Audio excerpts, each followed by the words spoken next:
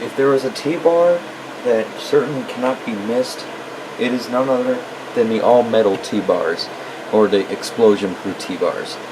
So I'm WheelockGeek, and this is going to be fire alarm reviews. On today's review is the Ansel metal T-bar. So let's take a look at this device. Get my keys out. If you have this pull station,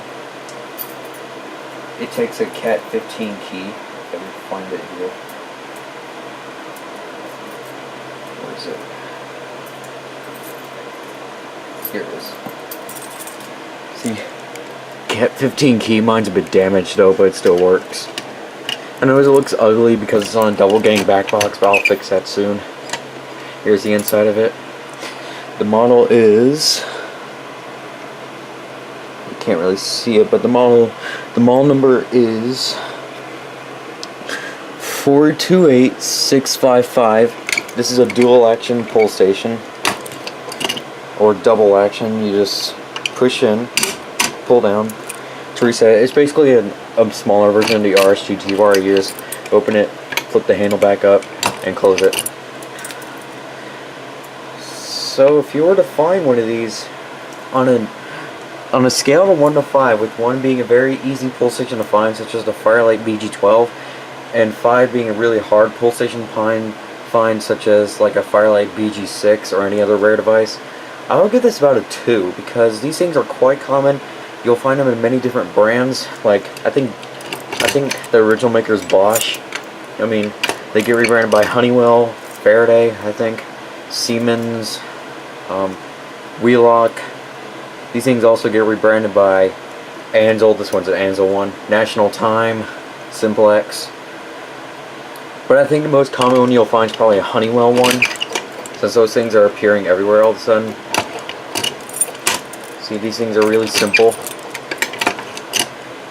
Similar to the RSG T-bar, there's 2 terminals in the back, and this thing only takes 2 wires. Unlike the RSG T-bar, this thing is about 30 volts DC, I believe, not 120 volts AC. RSG T-bars are 120 volts AC. Like for example, here's one of my RSG T-bars, and this thing, as you can see, they're both T-bars. Let me open up this one. See? And then I got a nice generic Simplex T-bar. So again, if you want to find these, they're quite common. Again, I give these about a 2 for how rare they are.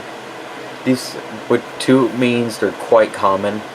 And I got this particular one from a friend, and from a unboxing I did years ago. Well, I never uploaded the video, but it was the same day I got my SIGA 278 and my 278B, as well as my BG10 and one of my BG12s. So I recommend this for like a hazardous environment, because again, this thing's made of metal, and they call it explosion proof, quote unquote. Don't see how it is, but really all this is just meant for is hazardous environments. And they're basically good for warehouses. Like if people are throwing things, this thing won't get damaged. I mean, some of these are hard to pull. This one's easy. I guess this one was oiled a bit when I got it. As you can see. You can set that now. So, if you'd like to have one, again, you'll probably find these on eBay for not too much, or Amazon for not too much. As you can see, this one has seen better days. I mean, there's paint chipping off. I guess this one was used. You can see the logo down here is missing. I guess it was supposed to be like that.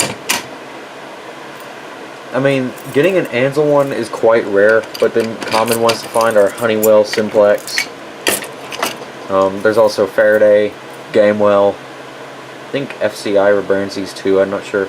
Wheelock also sells these, and yeah.